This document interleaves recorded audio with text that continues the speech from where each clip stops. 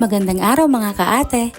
Another day with Luto Serye. Ring video nga rin nung nakarang linggo pa at ngayon ko lang may upload. Pagpasensyahan nyo na kung ngayon lang din nakapag voice over ang kaate ninyo. Bali din sa video ito ay magluluto nga pala tayo ng tahong. At ang gagawin nga natin dito, buttered garlic tahong. Bali nilaga ko nga pala muna dyan yung tahong sa luya, bawang at sibuyas para mawala naman yung lansa. Tapos tatanggalin nga natin ito sa balayan. Tapos may tatanggalin nga pala tayo dyan na parang balihibo. Huwag niyong pag-isipan ng masama yan. Bad yun.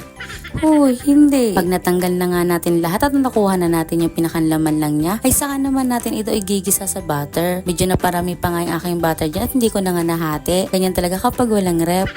Uy, nagpaparinig. Tapos nilagay ko na ang bawang. Tapos isinunod ko na rin tong laman ng tahong. At hinalo-halo ko lang ito hanggang sa makuha ko na yung consistency na gusto ko. Tapos inilagay ko na rin ang paminta. Naglagay rin ako ng konting asin pampalasa. Tapos naglagay nga rin pala ako ng oyster sauce. Bali, naglagay nga rin pala po ako ng konting suka at ng konting asukal. Tapos pinakuluan ko lang ito ng ilang minuto. At tada!